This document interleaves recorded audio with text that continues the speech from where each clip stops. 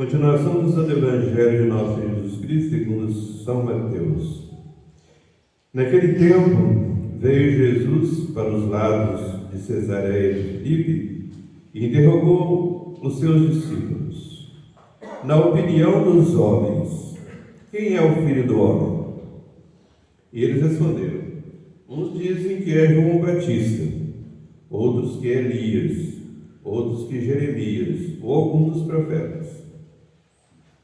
Disse-lhe Jesus: e vós, quem julgais que eu sou? E tomando a palavra, Simão Pedro disse: vós sois o Cristo, Filho de Deus vivo. E respondendo Jesus disse-lhe: bem-aventurado és tu, Simão, Bar-Jonas, filho de Jonas, porque não foi a carne e o sangue que te revelaram isso, mas meu Pai que está nos céus. E eu te digo que és Pedro, e sobre essa pedra edificarei a minha igreja, e as portas do inferno não prevalecerão contra ela. Dar-te-ei as chaves do reino dos céus, e tudo que ligares sobre a terra será ligado nos céus, e tudo que desligares sobre a terra será desligado nos céus.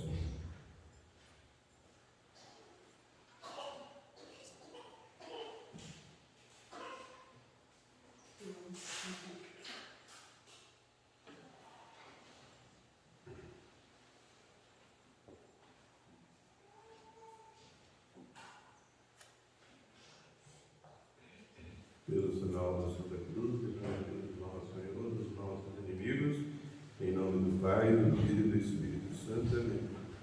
Pode sentar. Queridos e amados fiéis do nosso Senhor Jesus Cristo, estamos no quarto domingo depois de Pentecostes, mas estamos celebrando, por determinação do Senhor Bispo, a missa de São Pedro, cuja festa foi celebrada, como todos sabem, dia 29.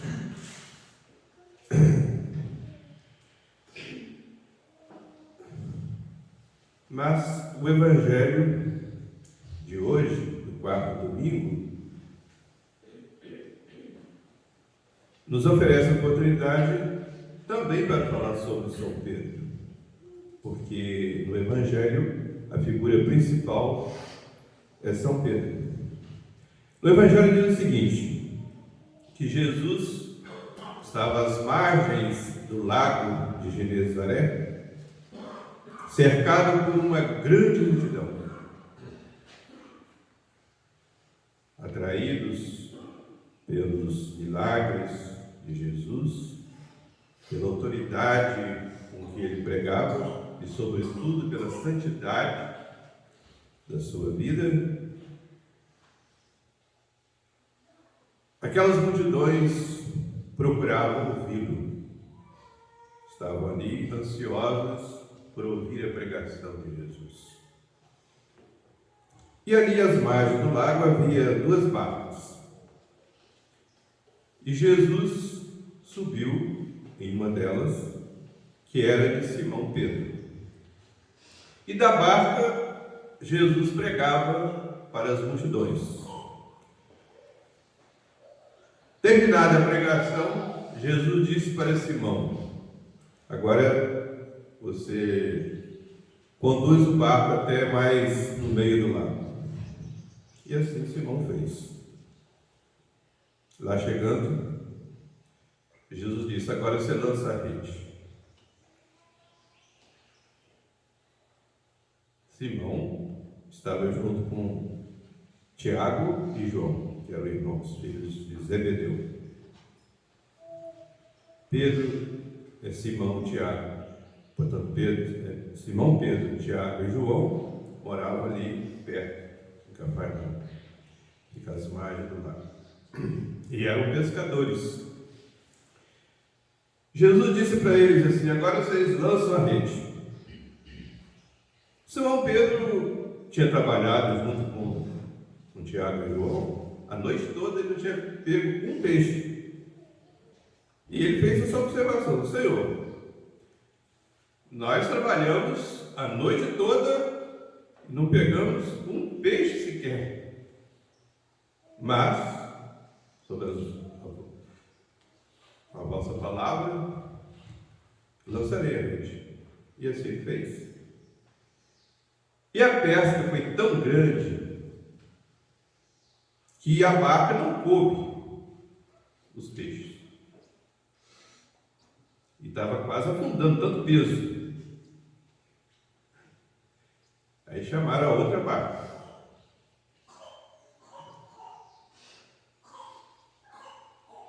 São Pedro ficou tão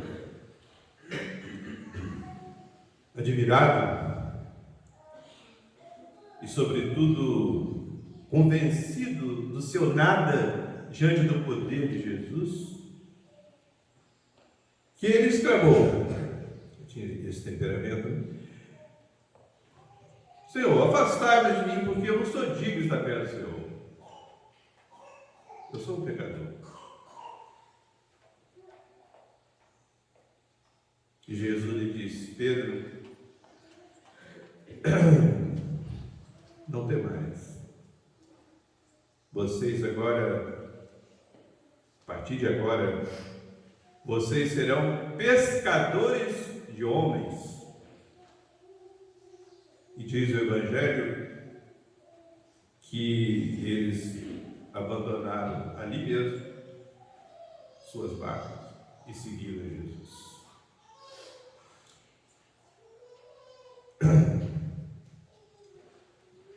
Nós sabemos, caríssimos e amados irmãos, que depois de Pentecostes, São Pedro fez sua primeira pregação. Converteu, nessa pregação, 3.000 pessoas. Depois fez a segunda pregação, converteu 5.000 pessoas. Eram simples pescadores, sem nenhum estudo, mas cheios do Espírito Santo, escolhidos por Jesus para continuar a sua igreja. Sob Pedro, ele fundaria a sua igreja. O seu nome não era Pedro, era Simão. Jesus trocou o seu nome porque tinha esse desígnio sobre ele. Em hebraico é Kéfas, quer dizer pedra ou rocha. E Jesus vai dizer para ele, depois daquele testemunho inspirado pelo próprio Deus: vós sois o Filho de Deus vivo. Jesus disse: você é bem-aventurado, Pedro, porque não foi a carne e o sangue que revelaram isso. Este conhecimento não vem dos homens, vem de meu Pai. Por isso, você será a pedra sobre a qual fundarei a minha igreja, pedra visível, porque Jesus era a pedra angular, né?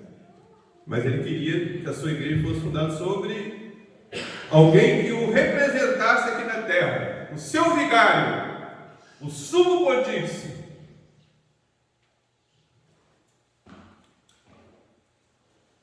E agora nós entendemos por que Jesus trocou o nome de Simão para Pedro, ou Kéfas, ou pedra.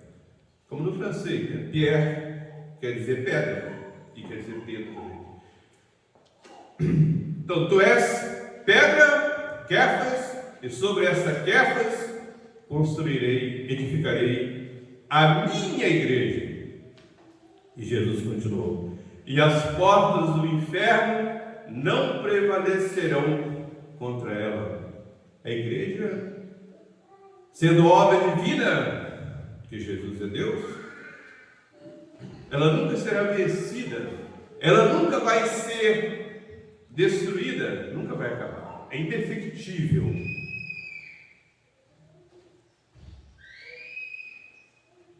Vai até o fim do mundo.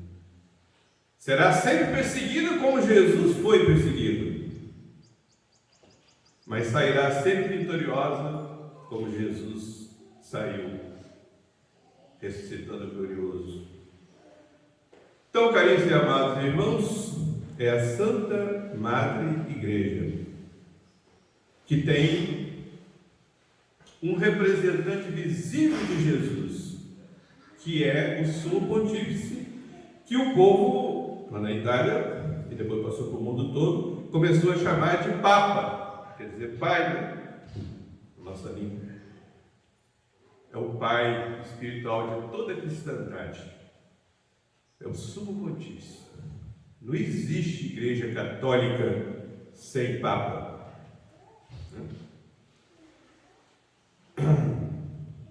Então, é o Santo Padre Papa. É o sucessor de São Pedro.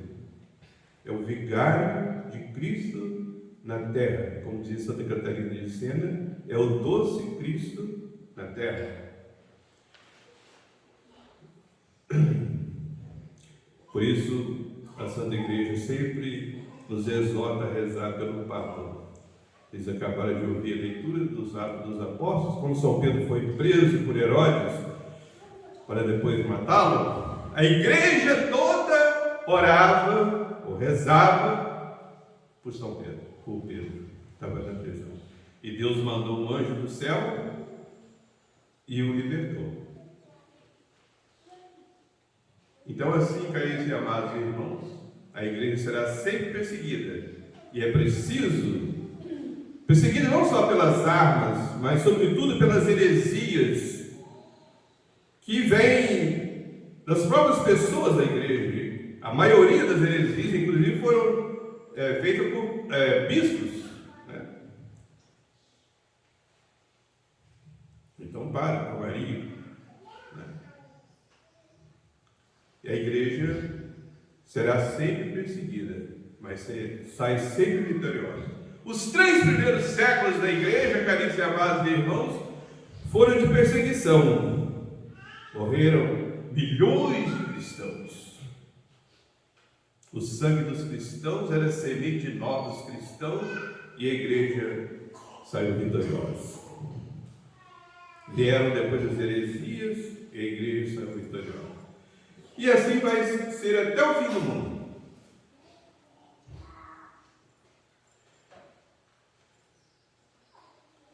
Mas vamos meditar agora um pouco sobre esta palavra. Sereis pescadores de homens.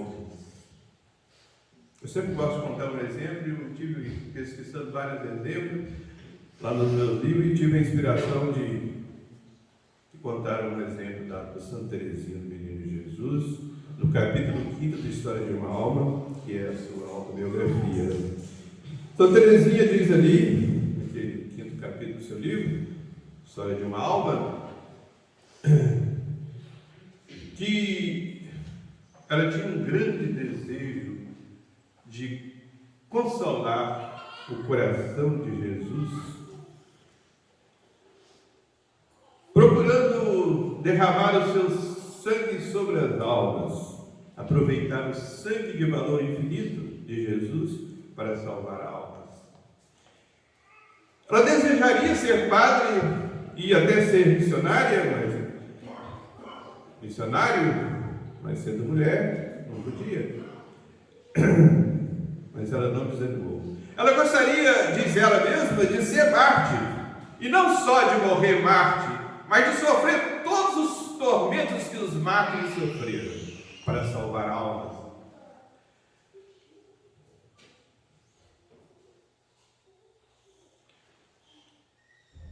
E ela diz nesse capítulo 5 de História de uma Alma que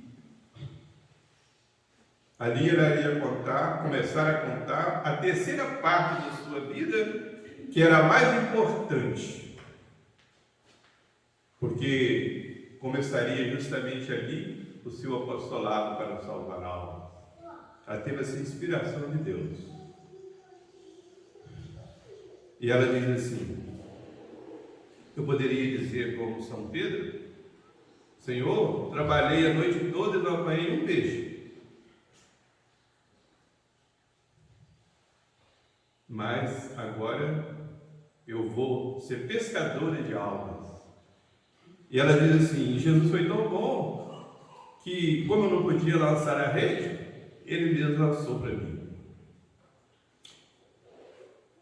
para me tornar uma pescadora de almas. E todos sabem, caríssimos e amados irmãos, que ao lado de São Francisco Xavier, a igreja proclamou Santa Teresinha do Menino Jesus não só missionária, a patrona das missões, a padroeira das missões. Pois bem, Santa Teresinha conta ali que tudo começou com uma coisa aparentemente muito simples. Ela foi com seu pai à missa, lá na Basílica, na igreja, né? São Pedro, muito bonito. Ficava perto da casa dela. Lá da casa dela já vi essa igreja. Depois da comunhão, diz ela, eu fechei o livro de orações, exatamente eu dei ali a ação de graça depois da comunhão, e fechou o livro. E diz ela que um santinho ficou aparecendo um pouco assim fora do livro. Era a imagem de Jesus crucificado. E a parte que aparecia fora do livro, que ela contemplou, era justamente a mão de Jesus pregada na cruz, da qual caía sangue na terra. E ela diz assim: tive um pensamento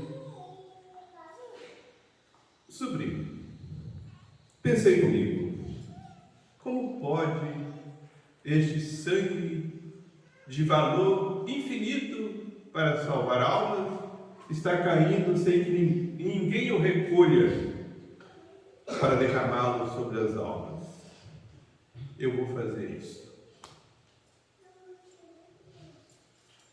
Vou dedicar o resto da minha vida a salvar almas, pela oração e pela penitência, já que eu não posso ser sacerdote, mas eu posso rezar e fazer penitência para salvar almas. Em outro lugar ela disse assim,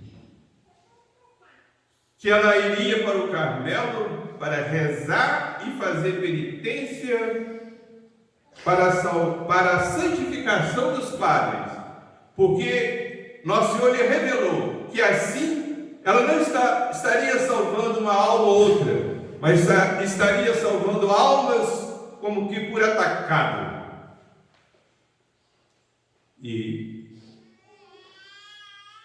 Mas ela queria um sinal de Nosso Senhor, que ela seria feliz nesse seu desejo de salvar almas. E realmente ela ia conseguir salvar muitas e muitas almas. Inflamada pelo amor a Jesus. E ela disse assim, e realmente, contemplando aquele santinho, parece que eu ouvia Jesus dizer assim do alto da cruz: eu tenho sede. Nosso Senhor sentiu sede real, né? Tinha perdido muito sangue, aquele calor, né? Mas ela disse que Jesus sentiu sede de almas. E ela disse assim, a partir daí, eu sentia como se Jesus estivesse sempre me dirigindo, como se dirigiu a mulher samaritana: dai-me de beber, ou seja, dai-me almas, derramai o meu sangue sobre as almas, pelas vossas orações e pelas vossas penitências. E ela pediu a Jesus que lhe desse uma primeira oportunidade para que ela ficasse confirmada nessa missão e não perder uma gota de sangue de Jesus, mas derramá-lo sobre as almas para salvá-las. E logo depois ela soube que um grande criminoso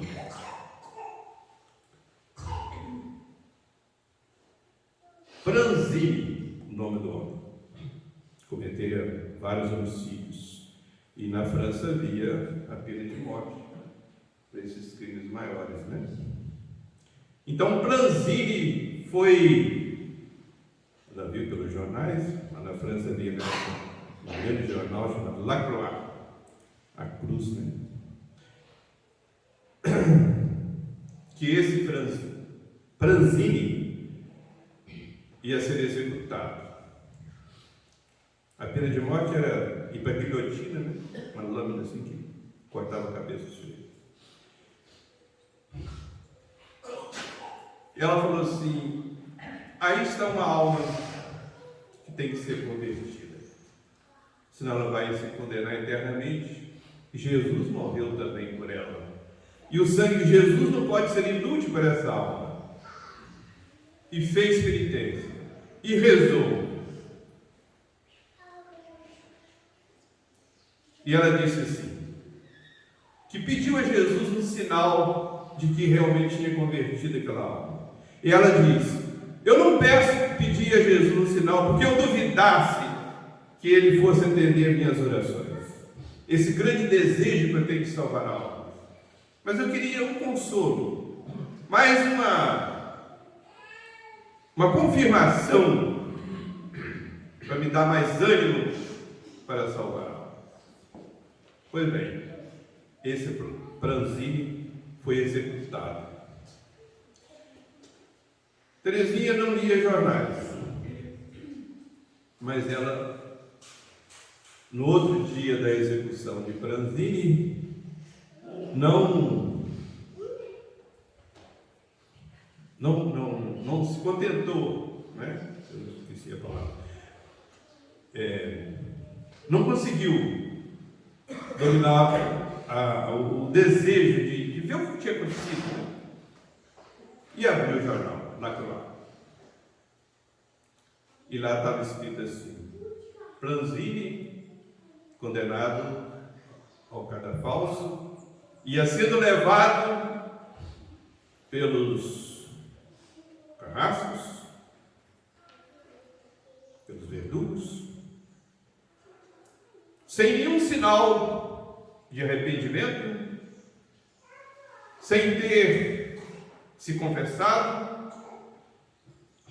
mas eis que de repente aparece um padre com um crucifixo e Pranzini se voltou para o padre e beijou 3 vezes as chagas de Jesus, o crucifixo que o padre lhe apresentava. E o padre deu a absolvição e ele caminhou serenamente para a morte. Morte material, mas se livrou da morte eterna. E ela, ao ler isso, ela diz: eu chorava tanto que eu tive que me esconder. Evidentemente, ela ficou comovida, porque ela mesmo diz: eu senti claramente que Jesus me dava o sinal de que eu ia salvar muitas almas. Aquele era o meu primogênito. Depois viriam outros filhos para a vida eterna. Ela só tinha 15 anos. E para entrar para o Carmelo, tinha que ter 18 anos. Ou então ter que ir a Roma pedir permissão ao Papa. E ela foi. Era Leão XIII, o Papa Leão XIII, né? Governou a igreja em São Pio X. Ajoelhou-se diante do Papa e pediu para entrar no Carmelo, embora tivesse 15 anos. O Papa deixou para o bispo resolver e o bispo decidiu que ela entrasse. O Carmelo entrou. Com 15 anos de idade, vai passar ali no Carmelo de Lisieux 9 anos, que vai morrer com 24 anos.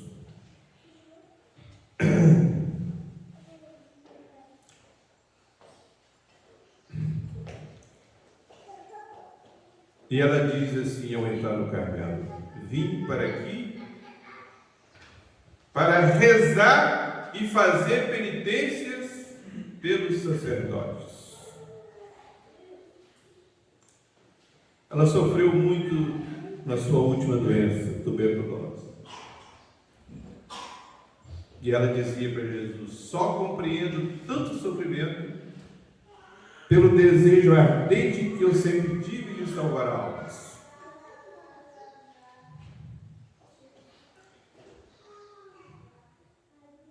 E ela disse também: eu não morro, mas entro na vida, porque nunca neguei nada a Jesus. Todo o sacrifício que Ele me pediu, eu fiz para salvar almas, para santificar os padres.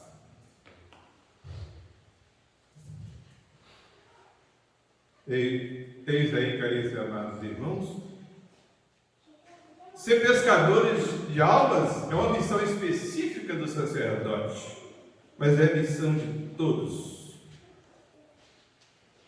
Uma mãe de família que cumpre direitinho os seus deveres, que educa com todo carinho e afeto os seus filhos e os conduz a Jesus, ao amor a Nosso Senhor e a Nossa Senhora, o amor à Igreja, ela vai para o céu e leva para o céu os seus filhos. E não só isso, a sua vida de sacrifício, de renúncia, vai fazer com que os padres salvem muitas e muitas almas. E não só as mães, os pais, todos devem rezar e fazer penitência pelos sacerdotes. Amém.